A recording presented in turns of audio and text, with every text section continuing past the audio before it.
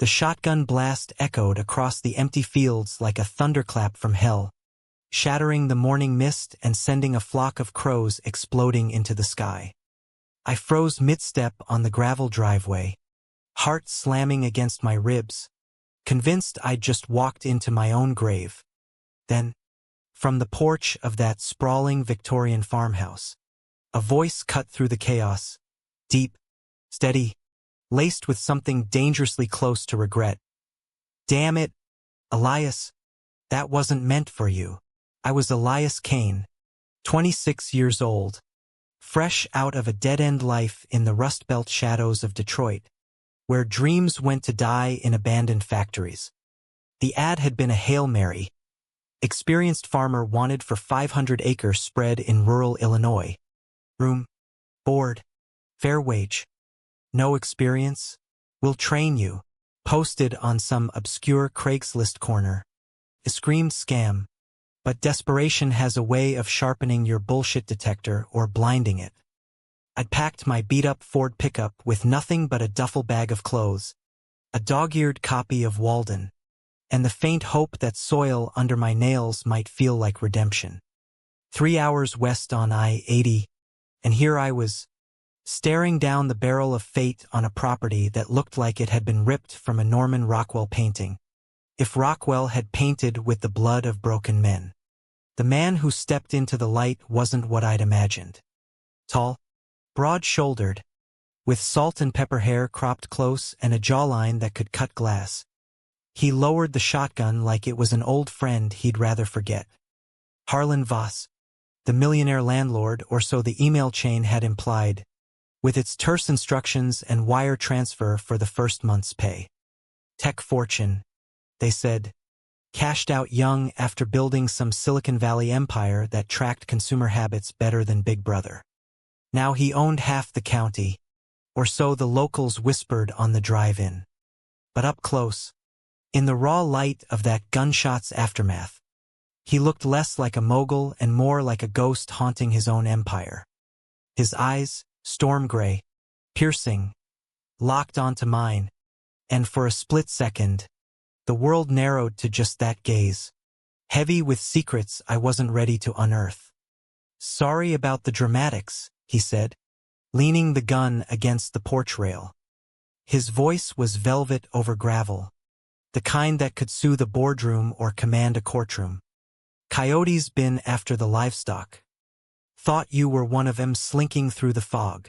A lie? Maybe, but smooth enough to slide past my defenses." I nodded, throat dry, and forced a grin. "Elias Kane. Reporting for duty, sir. If that's how you welcome help, I might need hazard pay." He chuckled, low and genuine, the sound warming the chill that had settled in my bones. "Harlan. And yeah, hazard pay's negotiable. Come on in, coffee's hot, and I've got a proposition that might make this worth your while." As I followed him inside, the scent of aged wood and fresh earth clinging to the air, I couldn't shake the feeling that this wasn't about farming at all. Those eyes had seen too much, held too many storms, and in that moment, as the door clicked shut behind us, I wondered if I'd just traded one cage for another. The farmhouse was a relic of Gilded Age excess, all high ceilings and stained glass windows that painted the foyer in fractured rainbows.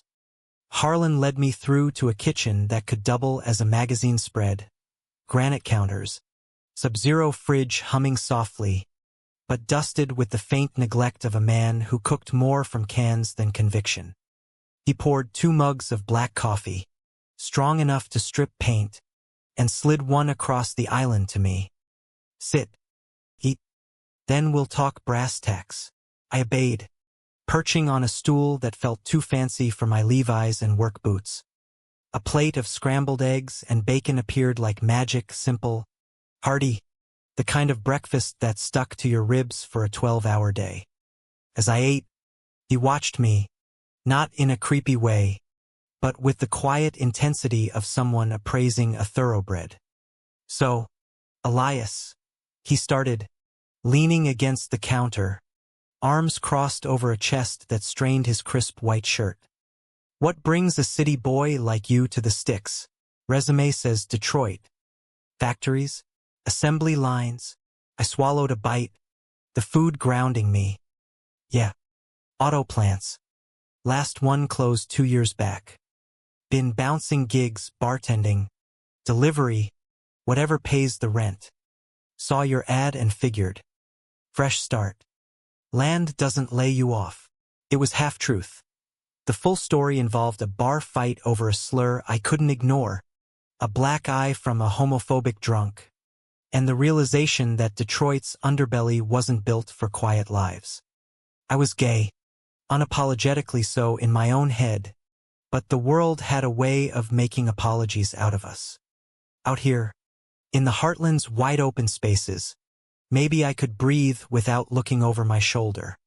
Harlan nodded, sipping his coffee slow. Fair enough. This place, Voss Farms, it's been in the family since the 1800s. Corn, soybeans, a few cattle. But I'm no farmer. Inherited it after my folks passed, and I've let it run fallow too long. Hired hands come and go. None stick. Need someone reliable. Someone who sees more than a paycheck.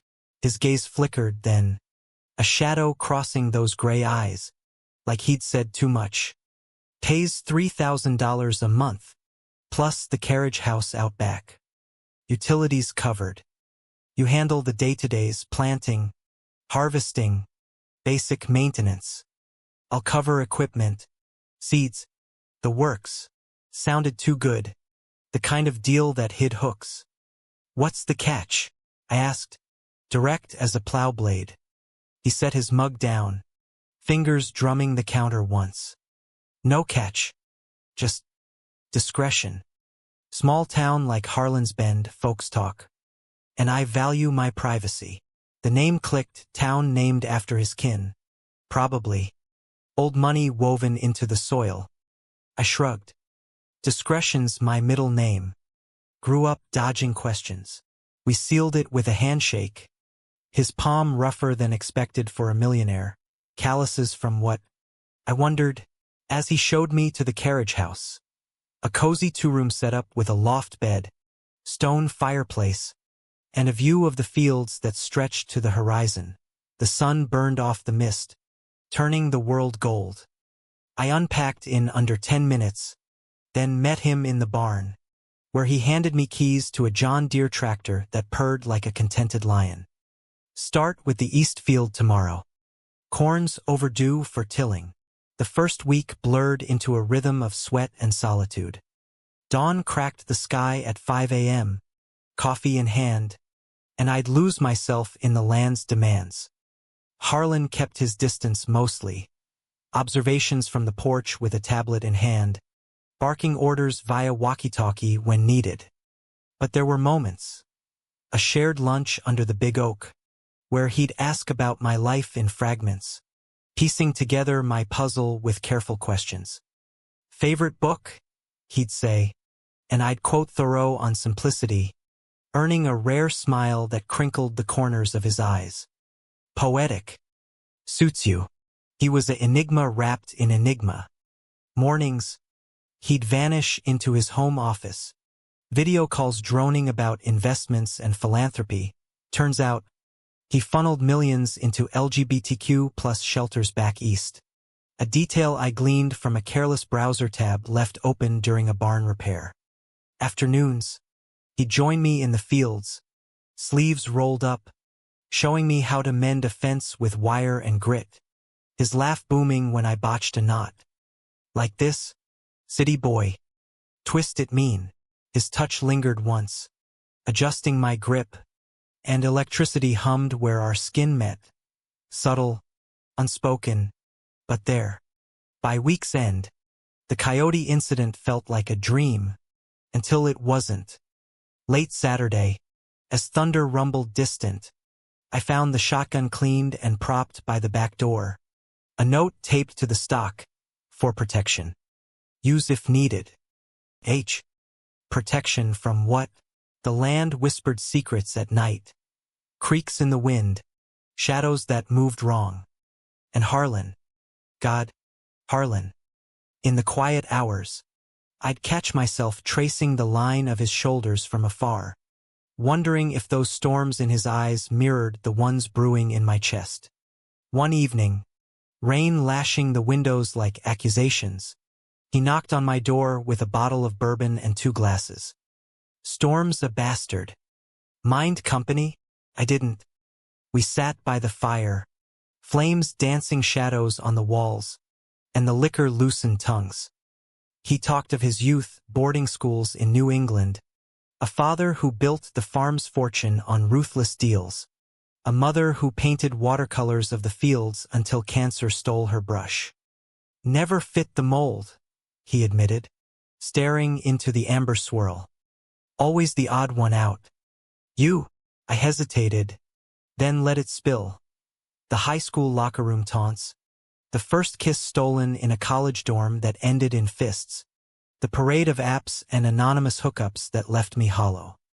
Out here, feels like I can just be. No judgments. The words hung heavy, and his hand found my knee brief, electric before pulling back. Good. That's why I hired you, Elias.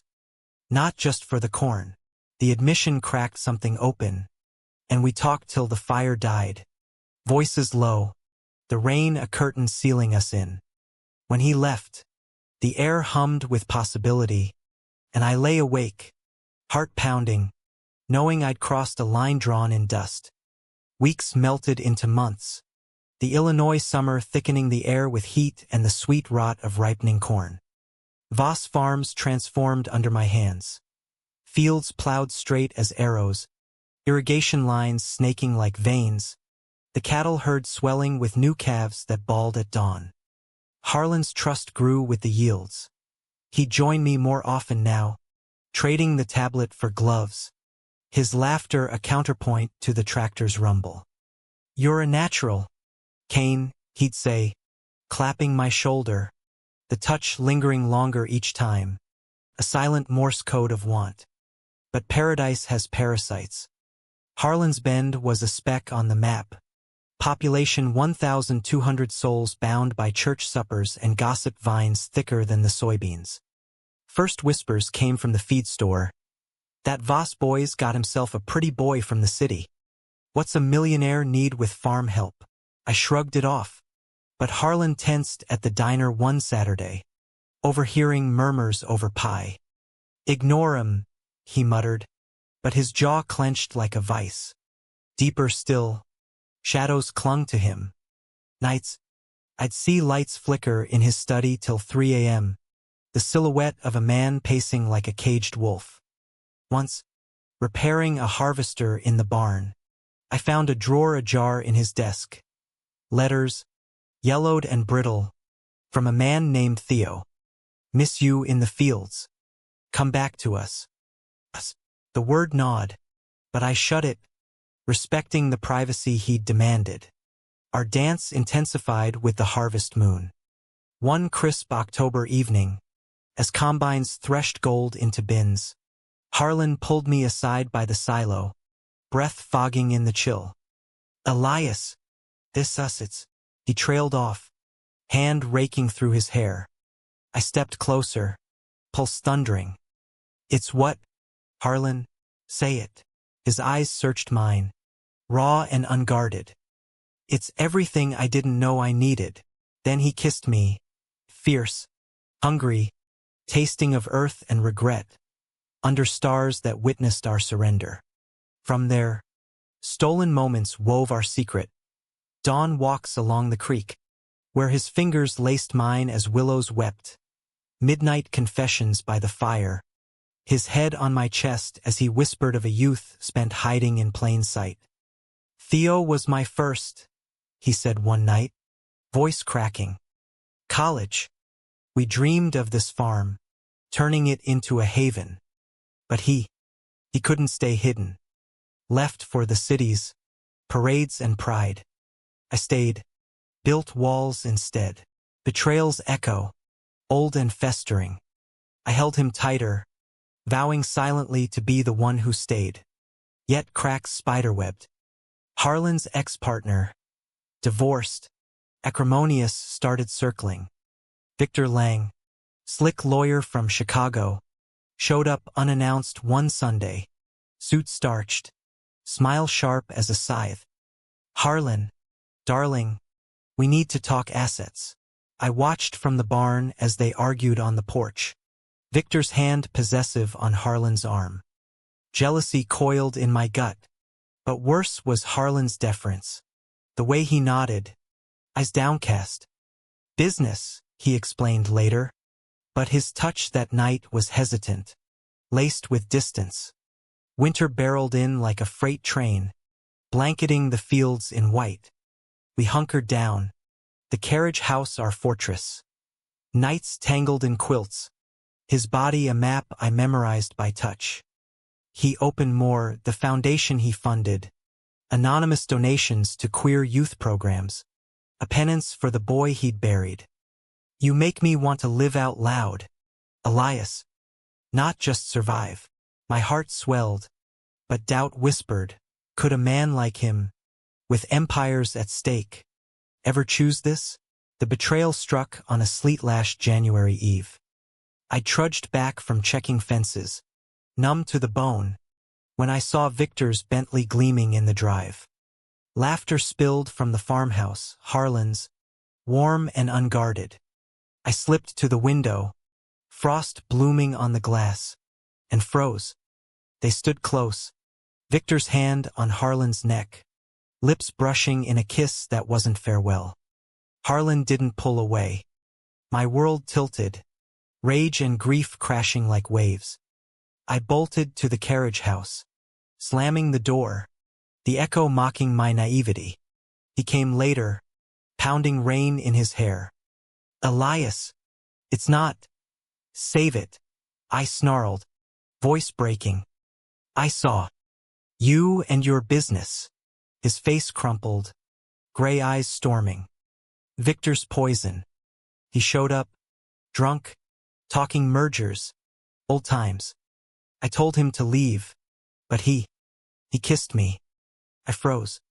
God, Elias, I froze. Lies? Truth? The line blurred in my hurt.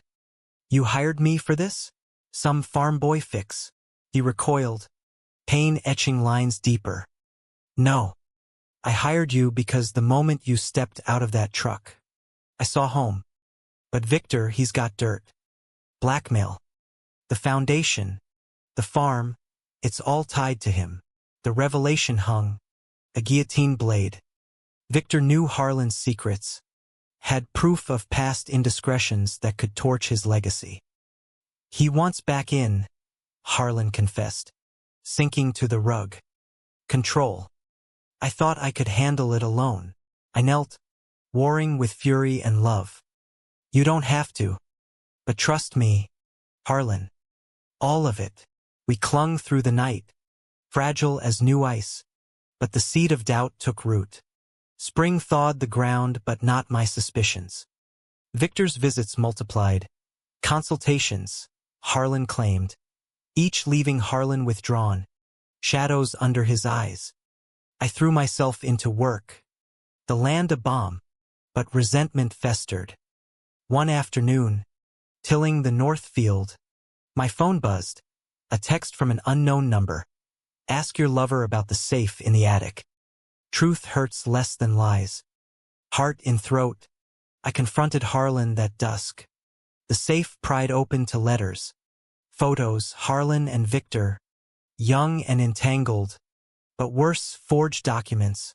Harlan's signature on deals that funneled farm profits to Victor's slush funds. He trapped me, Harlan whispered, defeated. Years ago, I paid to keep quiet.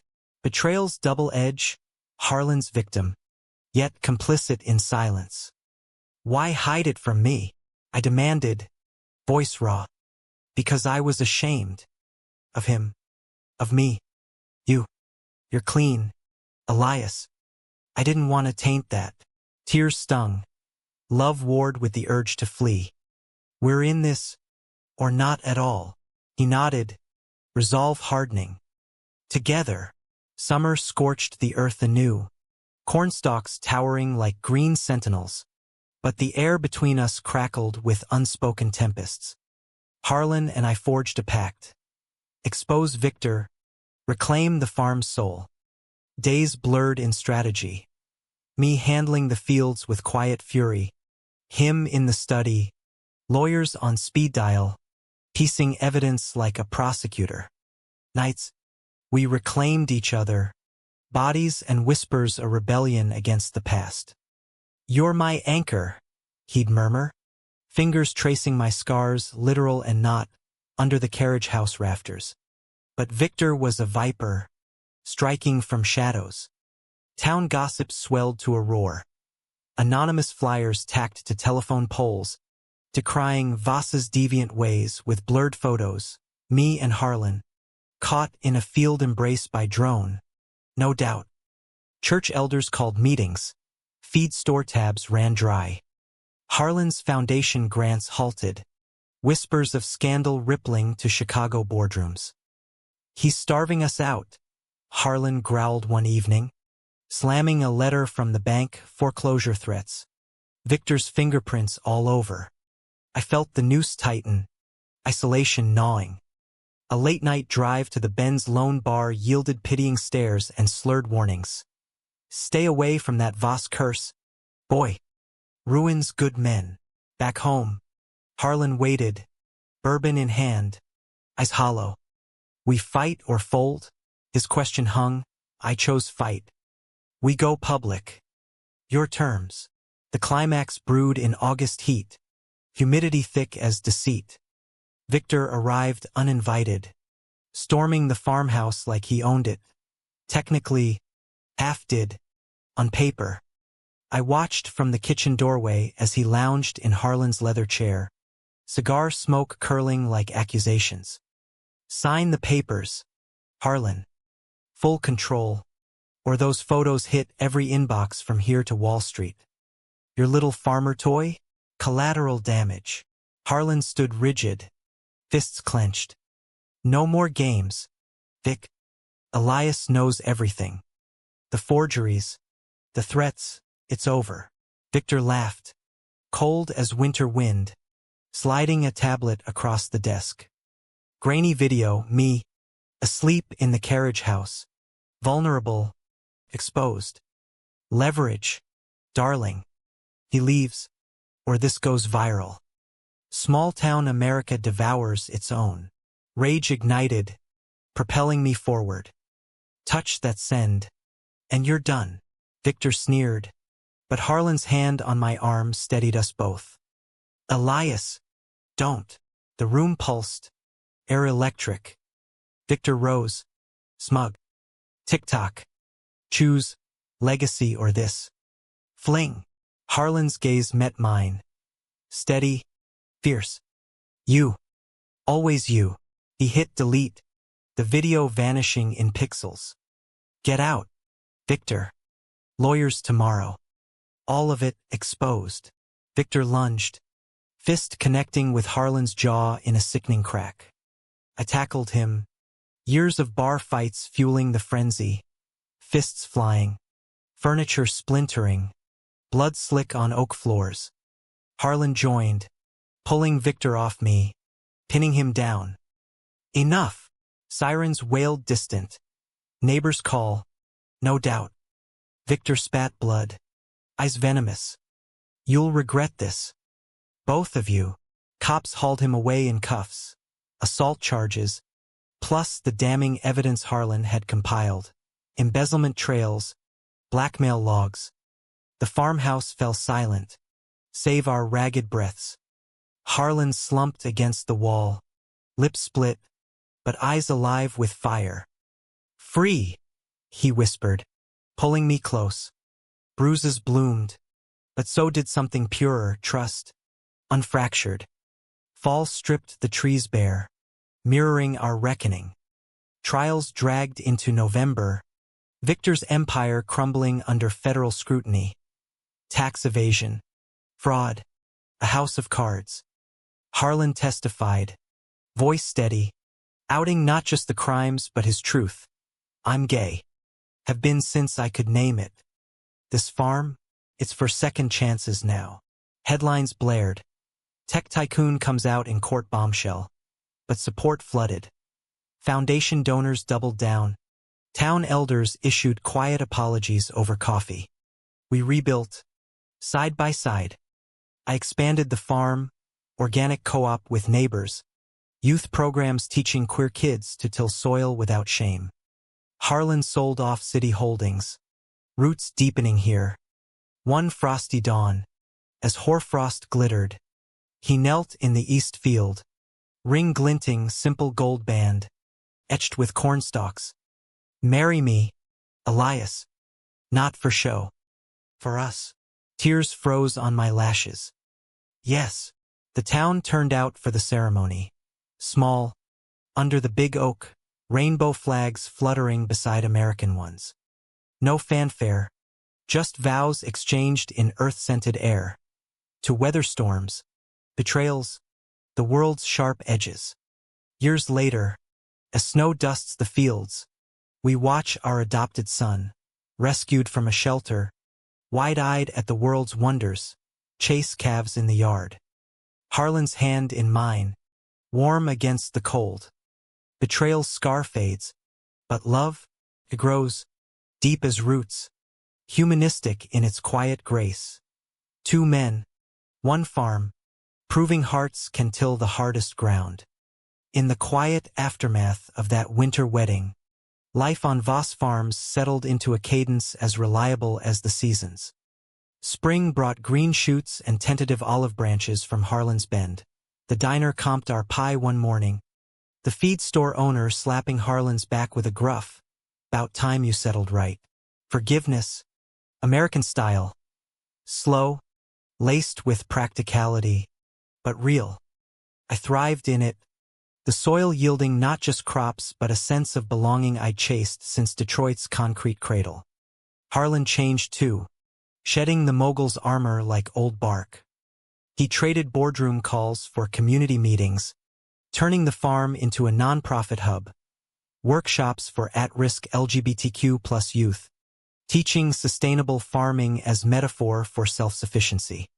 Plant your truth, he'd tell them, voice steady as he demonstrated crop rotation.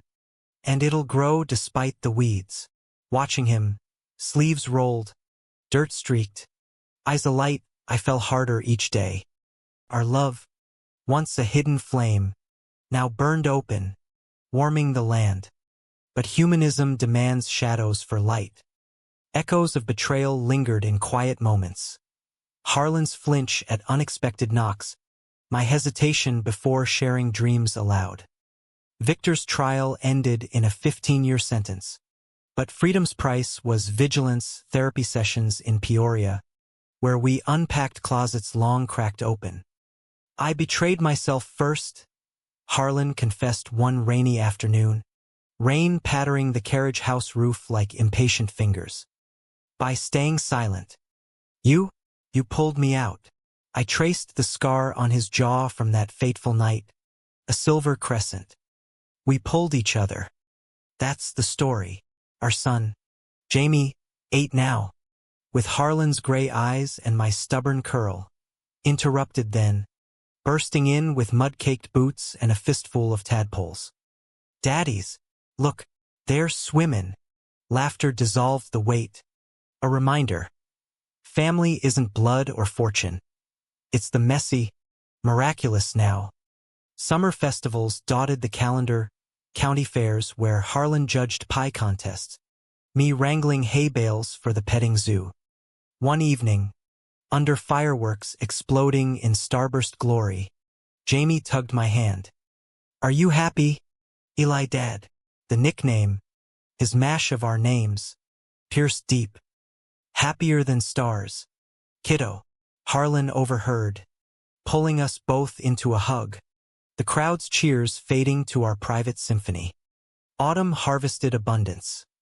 Co-op shares overflowing, youth program grads returning as apprentices. Harlan's foundation expanded nationwide, scholarships named for Theo, reconciliation's quiet nod to ghosts. He'd like you, Harlan said once, showing me faded photos by the fire. A handsome kid, all freckles and fire. Blazed trails I couldn't. I squeezed his hand. You blazed yours. That's enough. Winter's hush brought reflection. New Year's Eve. Snow blanketing the fields like forgiveness. We stood on the porch, shotgun long retired, traded for a lantern's glow. To us, Harlan toasted with hot cider, steam curling between us. From that first shot to this, clinked mugs, heart full. And every hook in between. The true reason he'd hired me? Not labor, but longing for a partner to share the load, to till the fallow places in his soul. In America's heartland, where winds whisper of reinvention, we found it. A love dramatic as gunshots, suspenseful as betrayals unveiled, emotional as tears in the rain, romantic as rings in the dawn, humanistic, ultimately, proof that even millionaires and farm boys can root deep, blooming against all odds. In the end, Voss Farms wasn't just land. It was legacy, rewritten in our image. Resilient, open-hearted, eternally green.